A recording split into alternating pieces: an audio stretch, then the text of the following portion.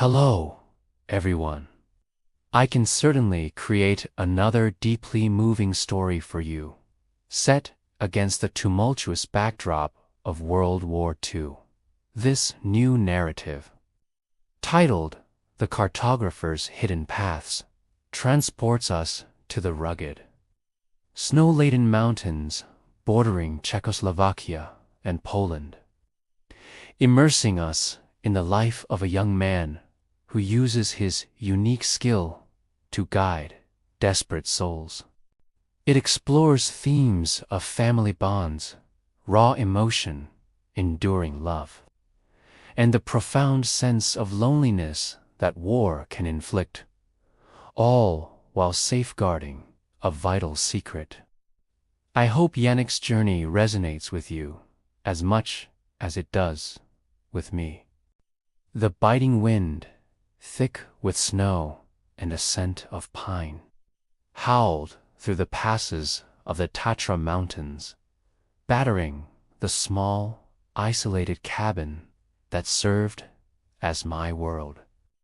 For me, Janek, 26 years old, my hands perpetually stained with ink and the faint scent of aged paper.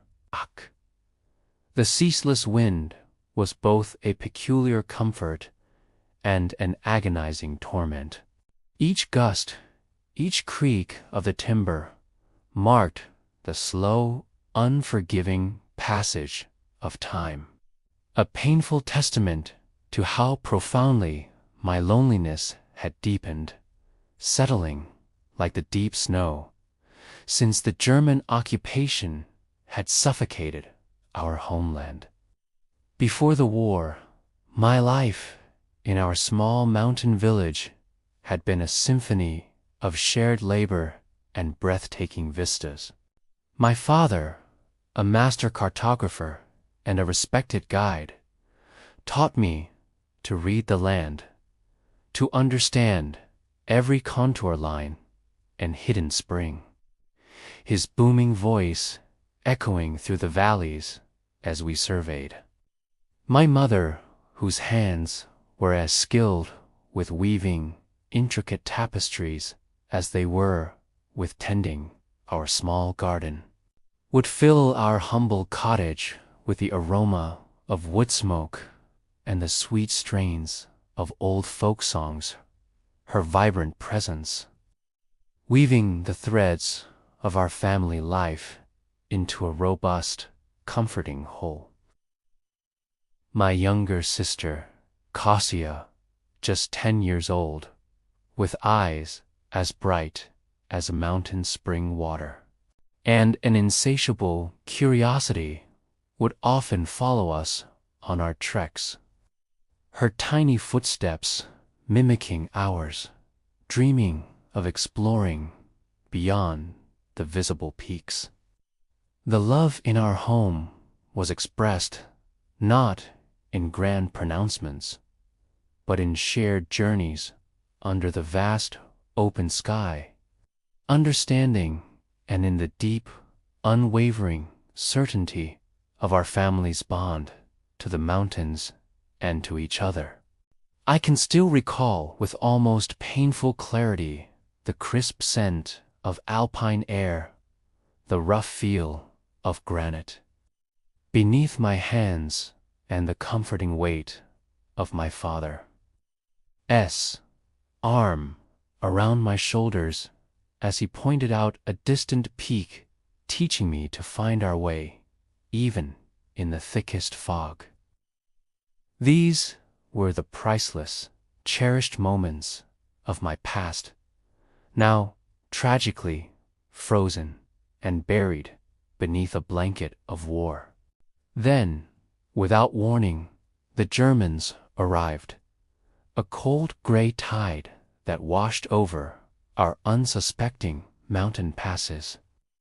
My father, a man of quiet courage and deep local knowledge, had immediately joined the local resistance, slipping into the perilous shadows of the underground network, guiding others to safety across hidden borders. My mother and Kasia, trying to flee to the safety of a remote monastery on the other side of the mountains, were caught in a brutal ambush, their small group intercepted by a German patrol. I learned of it later, a terse, cold report from a resistance courier. They were gone, swallowed by the unforgiving snow, leaving me utterly alone, a solitary figure adrift in a vast, hostile land. The vibrant tapestry of our family life had been brutally ripped apart, leaving gaping, aching voids that no amount of courage or detailed maps could ever hope to fill. I clung to my duty, transforming my grief into a relentless focus. My skill as a cartographer, honed by years at my father's side, became my anchor, my only refuge. I was assigned to this isolated cabin, tasked with creating new, secret maps for the resistance, charting safe passage for refugees, pinpointing German troop movements, outlining routes for supply drops. It was a monotonous, nerve-wracking vigil. Each shift meant hours bent over a dim lamp, meticulously drawing lines, adding symbols, and meticulously cross-referencing information from fleeting whispers and cryptic messages.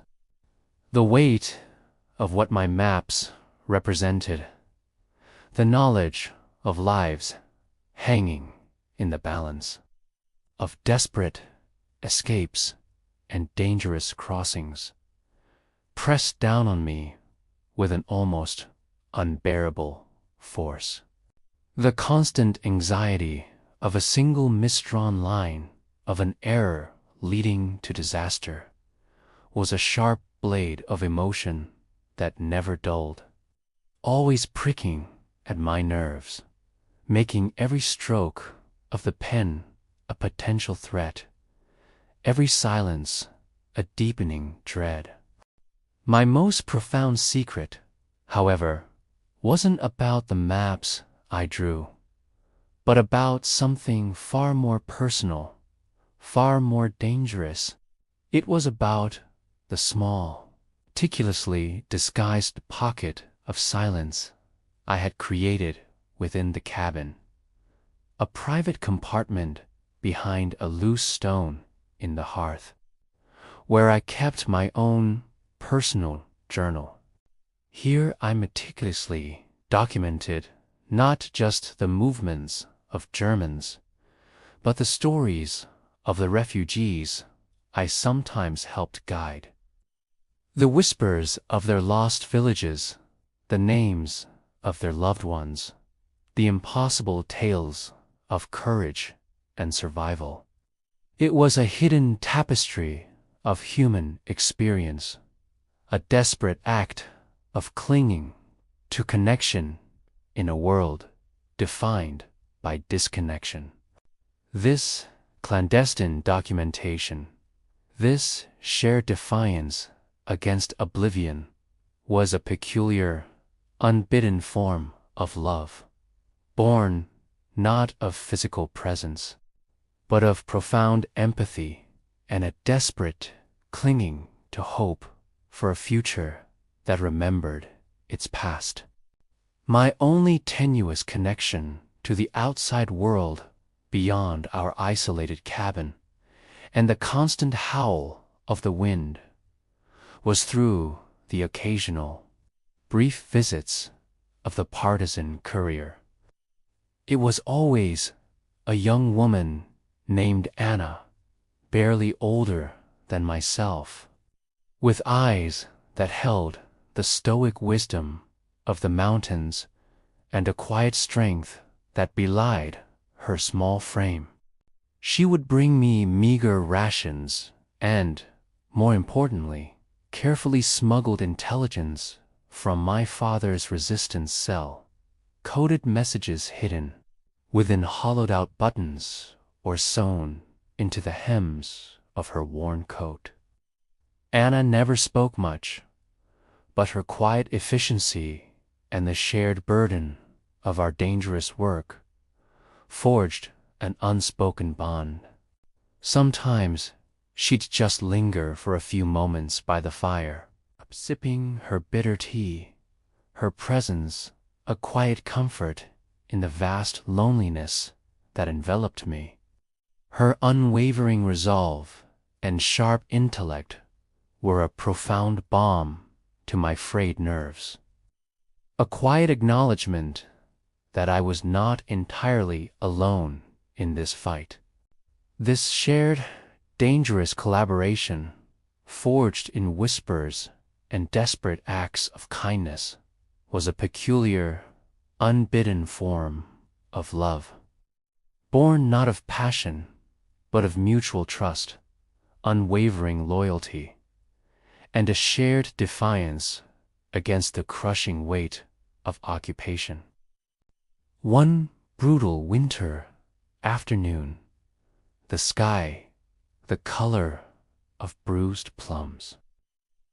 The silence of the cabin was abruptly, terrifyingly shattered by the distant, chilling sound of German search dogs barking, growing closer.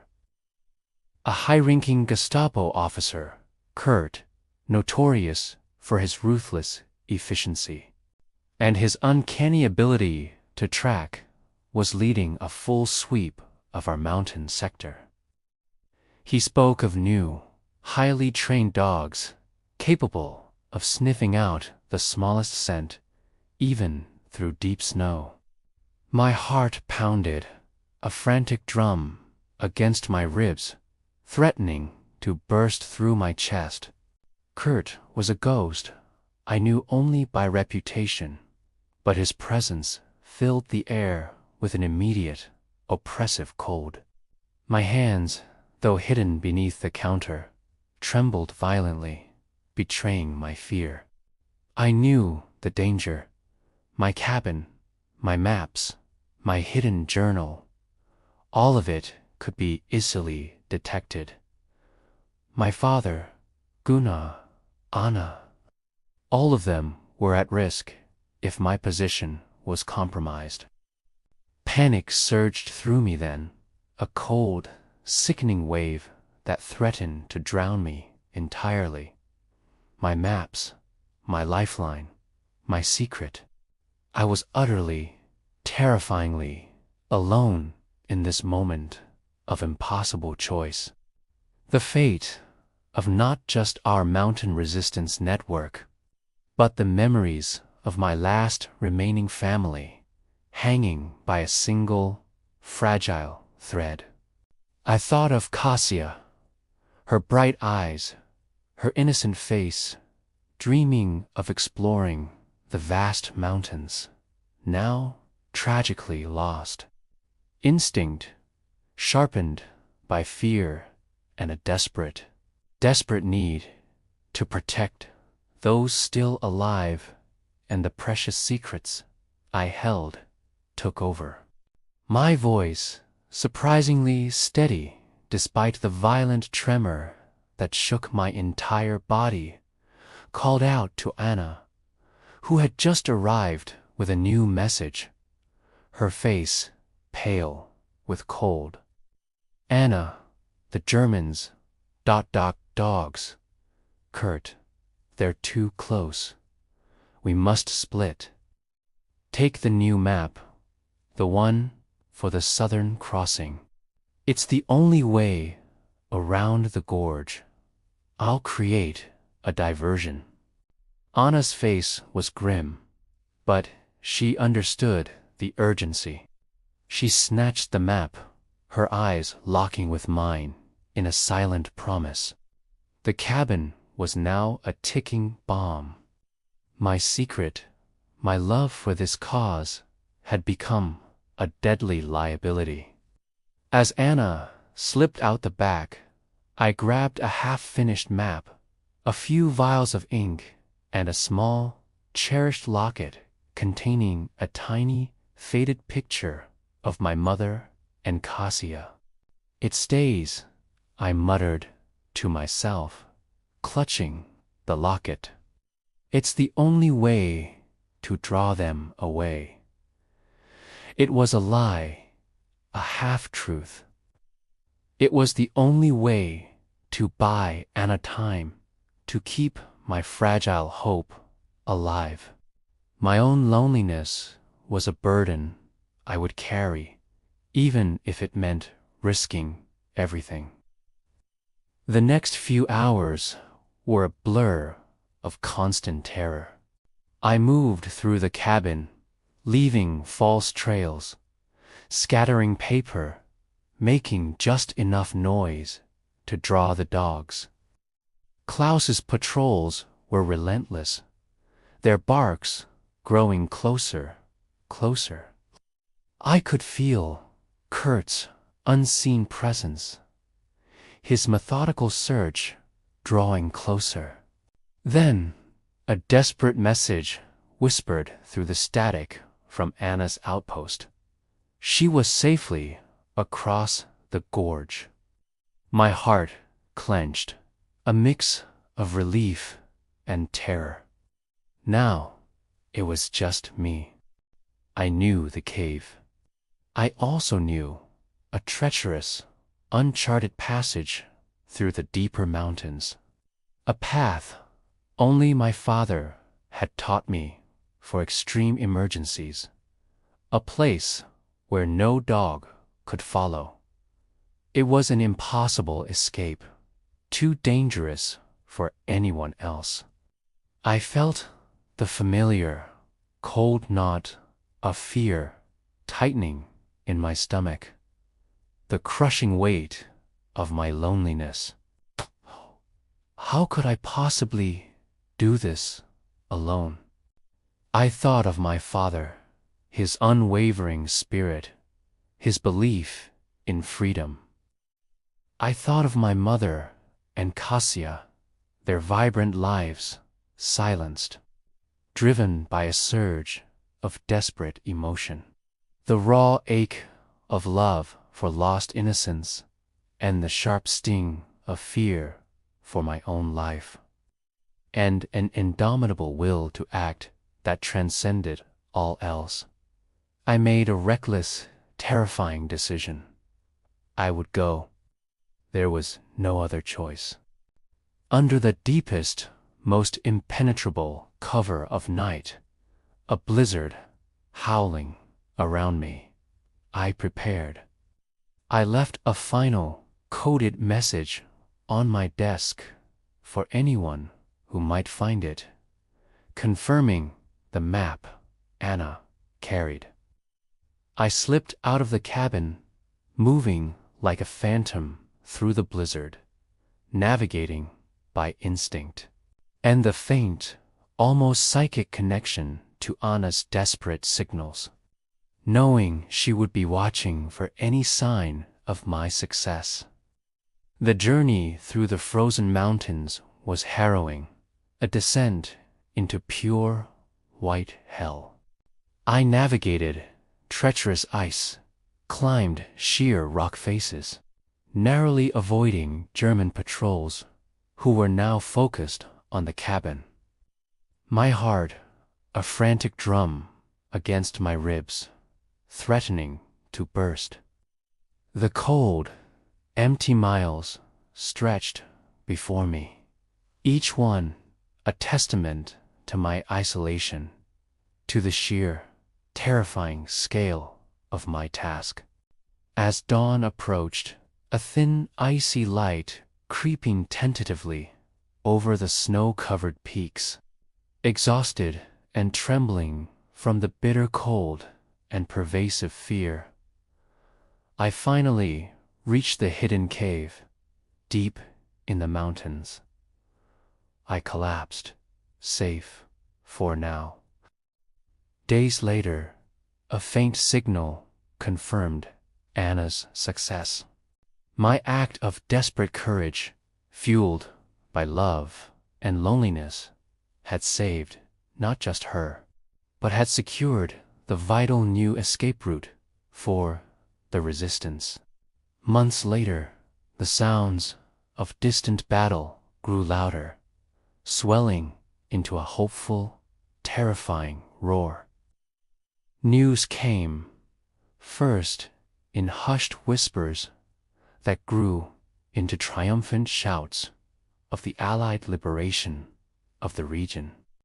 The fighting was fierce, a joyous, chaotic explosion of freedom and celebration that filled the valleys with revelry.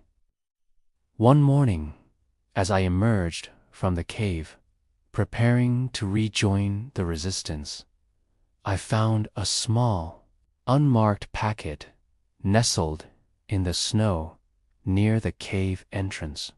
Inside, nestled in a piece of rough cloth, was a small, perfectly crafted, miniature brass compass, a navigator's tool identical to my father's. Tucked beneath it was a small, folded note with a single German word, elegantly penned: Respekt. Kurt was gone, swept away by the relentless tide of war, his fate unknown, leaving only this quiet, profound testament to his own hidden complexity and fragile humanity. A silent, poignant farewell, a final, shared secret between us. The mountains would eventually heal, slowly, painstakingly, from the deep, ugly scars of occupation. The wounds fading, but never truly disappearing. My father returned, gaunt but alive, his eyes holding a new, deeper understanding of the battles fought in the shadows. Anna and I would continue our work, our maps and signals carrying not just intelligence, but a shared promise of a better future. The family I yearned for would always remain incomplete, a profound absence that would never entirely leave me, a shadow in the corner of my heart. But the spirit of resistance, nurtured in the quiet hum of my mapping cabin, would bloom anew, stronger than ever. I would never forget the suffocating loneliness I had carried, the raw, visceral emotion of my constant fear, the profound love that had driven me through the darkest hours, and the silent, utterly unexpected compassion of a stranger on the other side of the conflict.